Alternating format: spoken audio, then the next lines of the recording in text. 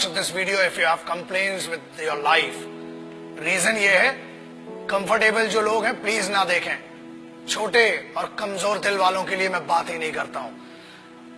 See, generally now youngsters, youth or anybody in this country, especially Bharat में बड़ी शिकायतें आई हैं कि यार हमें ये नहीं मिल रहा, वो नहीं मिल रहा, हमारे पास कंफर्टेबल लाइफ नहीं है। What do you know about the problems? The guys, those who face the highest trouble and the biggest problems of this country, the least paid by the government, but has the biggest pride to be called the soldiers of this country and soldiers of Indian Armed Forces. मैं उन सिपाहियों की बात कर रहा हूं। Example, जब ये वीडियो देख रहे हो ना, तब हजारों लोग वहां सियाचिन ग्लेशियर में, शायद आधों को तो नक्शा भी नहीं पता होगा, सैन फ्रांसिस्को ऐसा बता देते हैं मैप पे आजकल बच्चे। You can not live without the chatting और व्हाट्सएप और फेसबुक मैसेजिंग और texting for half an hour और 1 आवर। मैं उन सिपाहियों की बात कर रहा हूं जो ग्लेशियर में रहते हैं। 8G, 10G, 4G, 8G सब इधर चलता है दोस्त, वहां कोई जी नहीं होता है। वहां पर सिर्फ गालियां सुनाई देती हैं उस साइड से, और यहां से खड़े होकर भारत माता के लिए खड़े हुए। Remember one thing, they are not there, they are not fighting for this country only because they hate the enemy.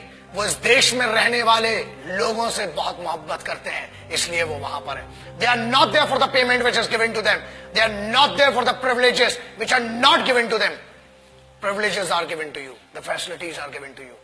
फिर भी इतनी कंप्लेन्स, अरे पानी गिर गया, हम कॉलेज नहीं जा पाएंगे, ये हो गया। बहुत कंप्लेन्स है माँ बाप से इन बच्चों को। Remember that. दोस्त, कंप्लेन करने के लिए बहुत लोग हैं, लेकिन वो कंप्लेन नहीं करते हैं। क्यों नहीं करते हैं? Because they are fighting for this land, they are fighting for this country, they are fighting for that emotion of freedom, they are fighting for that emotion which belongs to you, which doesn't belong to them. वो एक sense of responsibility, sense of security आपको देने के लिए वो रात भर खून में खड़े हुए हैं। आप बात करते हो -50 जनरल टेम्परेचर है सियाचिन ग्लेशियर का, -50 जनरल। जब आप ये वीडियो देख रहे हैं, हजारों सिपाही आज भी अपने खून को सुखाकर वहां पर लड़ रहे हैं। They cock up their rifles, they write their last letters to their families, और उसके बाद एक दूसरे की नजरों में इसलिए देखते हैं कि मेरे यार ये नहीं पता कि कल मैं तेरे साथ बैठकर खाना खा पाऊंगा कि नहीं। बोलना तो बहुत दूर की बात सोचिए, आप सोच भी नहीं सकते किन कंडीशंस में वहां पर। And remember one thing, I'm not talking about the highest battleground of the country. I'm talking about the highest battleground in the world. This is the only place which is called the highest battleground in the world, and it is written in the history of the world wars. It is written in the history of warfares. जहां लोग श्वास नहीं ले सकते ना, लोग कहते हैं कि हमने 50 या 500 मीटर की दूरी पर या ऊंचाई पर लड़ा है। ये हजारों मीटर की ऊंचाई पर है, जहां सांस नहीं आती है, दिखाई नहीं देता है। वहां पर भी वो सिर्फ जज्बा है जो जिंदा रखता है लड़ने के लिए और इस देश की रिस्पेक्ट के लिए।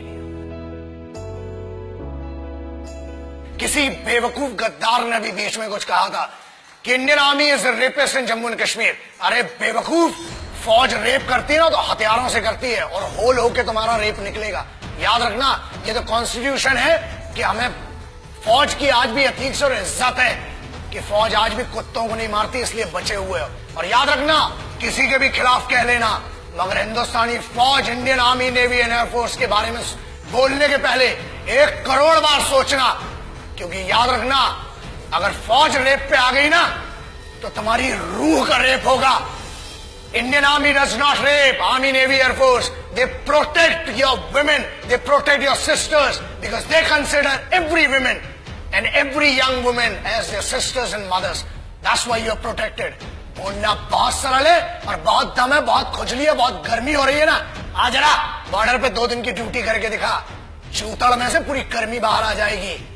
अक्टूबर 1947 देश अभी आजाद ही हुआ था कि हम पर तो जंग थोप दी गई। But who did that? Let's talk about that.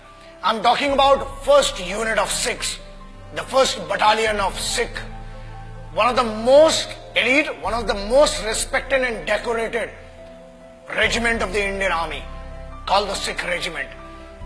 And this is this wonderful story. The guys whom I'm talking about, the finest warriors, the finest Khalsa warriors, वो खालसे थे जिन्हें एयरलिफ्ट किया गया था 1947 में, जब लश्कर ट्रूप्स ने अटैक किया था हमारे ऊपर, and they were the guys which were leaded by a Muslim commanding officer. That makes me feel that pride of being an Indian. एक ऐसी सिखों की पूरी पलटन जिसे एक मुस्लिम कमांडिंग ऑफिसर ने लीड किया, and this has gone in the history of wars. दुनिया में कभी भी इतना खतरनाक ऑपरेशन नहीं हुआ, और सिख रेजिमेंट ने they protected the guys. And whom did they protect? The bigger question is that. याद रखिए, फौज कभी ये नहीं पूछती, और ना ही उनने 1947 अक्टूबर में पूछा कि हम हिंदुओं को बचा रहे हैं कि मुसलमानों को, कि सिखों को, कि ईसाइयों को. हम हर उस इंसान को बचा रहे हैं जो भारत में पैदा हुआ है, जो एक हिंदुस्तानी है, जो एक भारतीय है. I am talking about the organisation which in none of the cases can be called corrupt or can be called manipulated organization. The most pious and the most respectful organization of this country, the institution of this country, is called the Indian Armed Forces.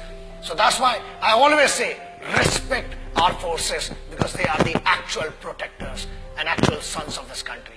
Jai Hind, Vande Mataram.